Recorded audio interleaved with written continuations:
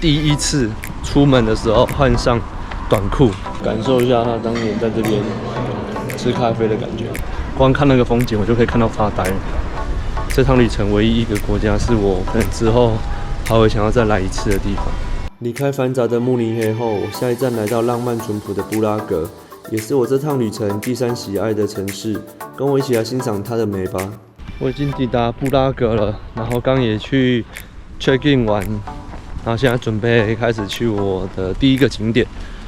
然后呢，今天终于第一次出门的时候换上短裤，这里真的比较热。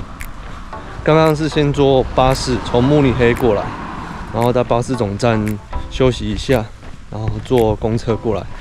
那这边的交通方式呢，我觉得也很便利，跟德国蛮像的，就是我一样在 App 上面买一日通行证，然后就可以搭所有的交通工具。那这边主要交通工具比慕尼黑还要简单，它就是3条捷运，然后剩下就是公车跟电车这样子，还蛮快的。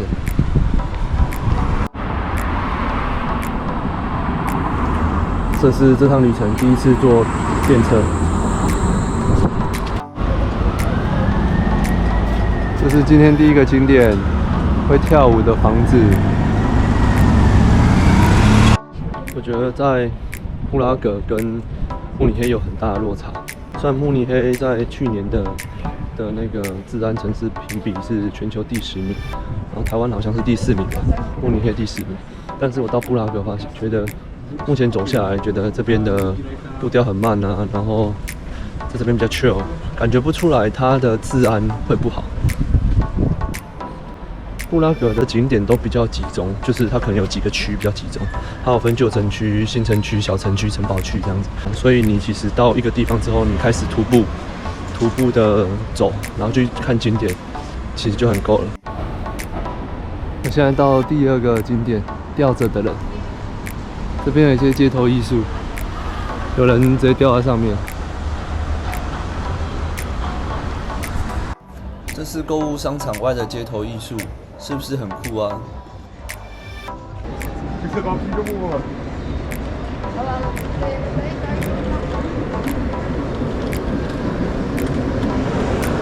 然后我来到旁边的罗浮咖啡，这个咖啡厅历史非常悠久，已经超过100年了。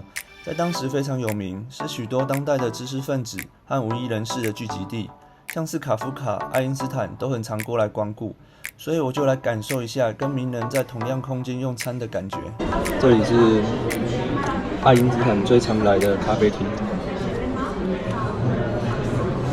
所以就进来踩点试试看，感受一下他当年在这边吃咖啡的感觉，喝咖啡的感觉。这是卡夫卡雕像。是纪念上个世纪最有影响力的作家卡夫卡。这个头像会随着时间转动，就好像在呼应卡夫卡书中描写的人性的善变与扭曲。旁边也有很多民众在等待他转回正面。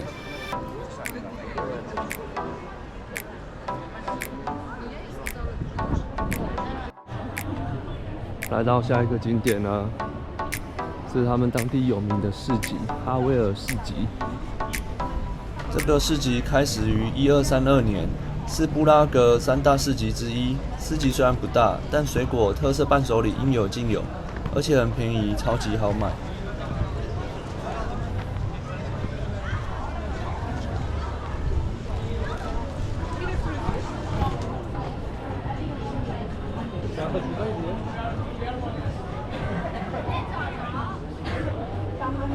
导航去到的那一家，它是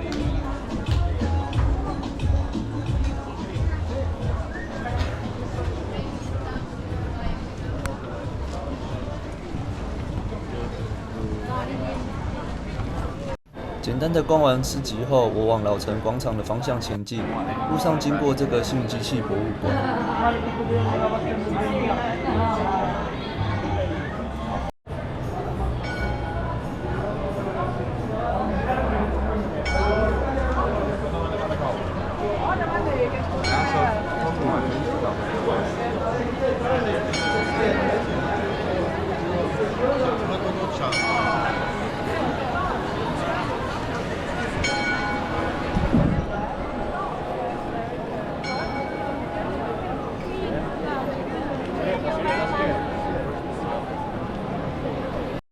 现在来到下一个景点——布拉格天文钟。布拉格天文钟是世界第3古老的天文钟，每个整点会有基督教徒雕像跑出来，大家也可以买票上楼眺望布拉格，体验一下千塔之城的魅力。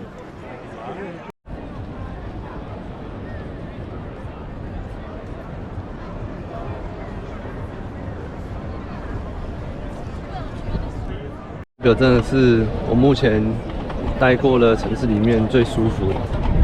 我觉得我可以在这个广场坐着发呆好几个小时都没有问题。这里真的很舒服，跟慕尼黑那种感觉不太一样。慕尼黑那边人太多太拥挤，而且感觉很脏乱。那这里呢，就是真的是就很像台湾的乡下地方那种感觉，但是人很多。但那种氛围感觉就是很像乡下的地方，超美、超祥和的地方。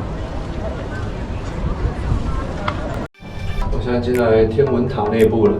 我现在先搭电梯到3楼，然后再走楼梯上去顶楼。然后听说在上面可以看到整个城市的屋顶，很漂亮，这样。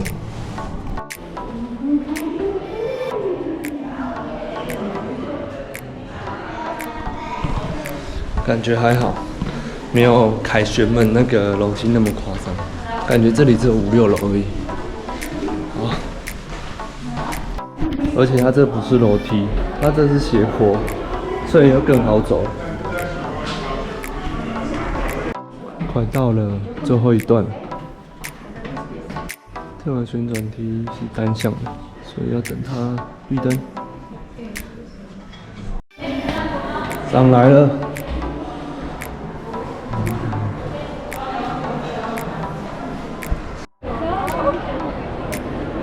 哇，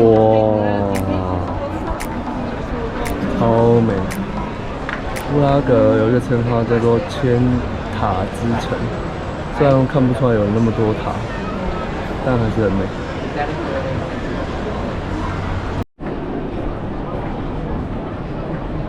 这里很有进击巨人的既视感。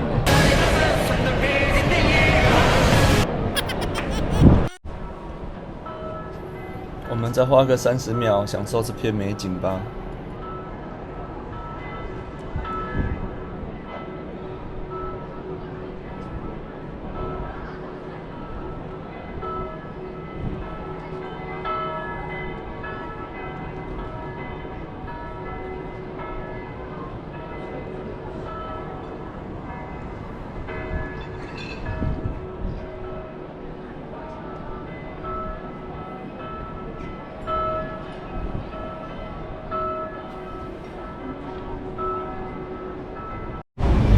我已经看完天文台，上面真的超级美的，会就是有一种瞬间让我忘记所有烦恼的感觉。它这边是我继巴黎铁塔后第一个景点，是可以让我去待那么久，然后可以坐在那边，然后一直欣赏风景，然后感受那个氛围啊，然后风吹过脸庞的感觉，真的很舒服。我在那边待了1个小时吧。光看那个风景，我就可以看到发呆了。真的是一个非常舒服的地方。这应该是我目前这趟旅程唯一一个国家，是我可能之后还会想要再来一次的地方。查理大桥是布拉格非常著名的景点。这一座桥是徒步桥，可以在桥的2端欣赏对岸风景，也是连接布拉格旧城区和小城区的桥梁。周杰伦有2个 MV 也是在这边取景的哦。